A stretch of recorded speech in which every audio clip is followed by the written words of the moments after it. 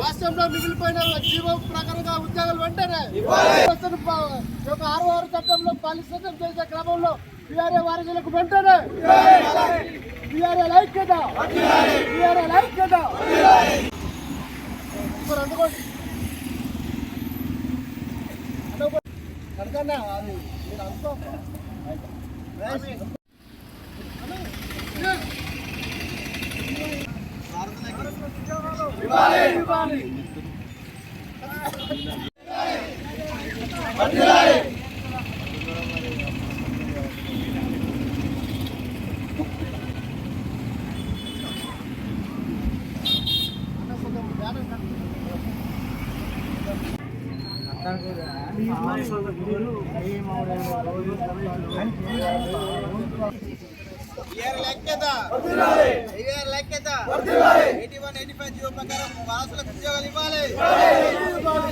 గత ప్రభుత్వంలో 81 ప్రకారంగా బీఆర్ఏల పట్ల ఒక జీవోను తీసుకొచ్చింది. ఆ జీవో ప్రకారంగా 16,758 మందికి ఉద్యోగ కల్పన కల్పించారు. ఇంకా మిగిలిపోయిన బీఆర్ఏ వారసులకు 61 పైబడిన వారుగా గుర్తించి వారి యొక్క వారసులకు కూడా ఉద్యోగ అవకాశాన్ని విద్యార్హత ప్రకారంగా ఉద్యోగ అవకాశాన్ని కల్పించాలనేది జీవోను రిలీజ్ చేసింది.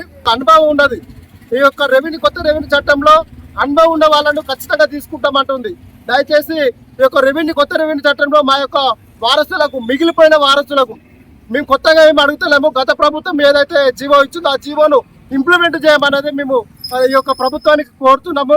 ఎన్నోసార్లు కలెక్టరేట్లకు, తహసీల్దార్లకు, ఎమ్మెల్యేలకు, మంత్రి గారికి ఎన్నోసార్లు మేము రిప్రజెంటేషన్లు ఇచ్చినాము.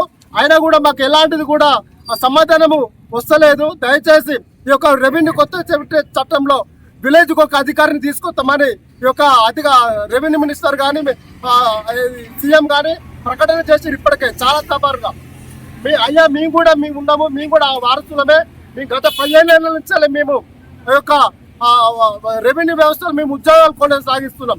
ఎల్ఆర్పీడి కాంచెలు మొదలుకొని పుట్టిన కాంచెలు చచ్చినప్పుడు కాంచెలు ప్రతి ఒక్క డాక్యుమెంట్ మేమే రెడీ చేస్తాము తహసీల్దార్ ఆఫీసులో. దయచేసి కొత్తగా తీసుకున్న వాళ్ళకంటే మేము అన్ని రకాలుగా మేము ఎలిజిబుల్ అనేది ఈ యొక్క మీడియా ద్వారా ఈరోజు నిరంతర రాష్ట్రంలో ఉన్న ప్రతి ఒక్క జిల్లా కలెక్టర్లకి ఇలా వినతి పత్రాలు ఇచ్చుకుంటూ ధర్నా చేపట్టడం జరుగుతుంది. ఆ యొక్క సమస్యను పరిష్కరించకపోతే ఇంకా ఇవాళ వారసులు బీఆర్ఏ వారసులు అనేటోళ్ళు ప్రతి ఒక్కరు ప్రతి ఒక్క జిల్లాలో ప్రతి ఒక్క మండలంలో ప్రతి ఒక్క విలేజ్లో ఐక్యతగా ఉండి ఐక్యతతో పోరాడుతున్నారు. మా యొక్క సమస్యను జీవో ఆల్రెడీ ఇచ్చినది. ఆ జీవోను ఇంప్లిమెంట్ చేయమనేదే మేము కొత్తగా ఏం అడుగుతున్నాం. జీవోను ఇంప్లిమెంట్ చేయండి అనేదే మేము రిక్వెస్ట్ గా మేము అడుగుతున్నాము. గతంలో మేము 80 రోజుల సమ్మె కాలంలో ఇదే పిసిసి ఇప్పుడున్న సీఎం రేవంత్ రెడ్డి గారు ఆనాడు పిసిసి అధ్యక్షుగా ఉన్నప్పుడు మా గురించి ఆనాటి ప్రభుత్వానికి కేసీఆర్ గారికి 3 సార్లు స్వయంగా లేఖ రాసి మా యొక్క సమస్యను గుర్తించడం జరిగింది. అయ్యా ఆ రోజు మీరు పిసిసి అధ్యక్షుగా ఉండి మా యొక్క సమస్య మీకు తెలిసిందే.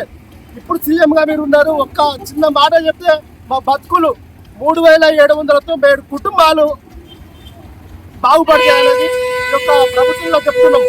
2 లక్షల ఉద్యోగాలు కల్పిస్తామని ప్రభుత్వం హామీ ఇచ్చింది. ఆ 2 లక్షల ఉద్యోగాలలో ఆల్రెడీ మేము సేవలు చేస్తూనే ఉన్నాము. ఆ విలేజ్లలో కానీ మా యొక్క తహసీల్దార్ ఆఫీసులో కానీ సేవలు చేస్తూనే ఉన్నాము. ఆ సేవలను గుర్తించి మా యొక్క వారసులకు మీరు వెలుగులు నింపుతారని ఆశిస్తున్నాం.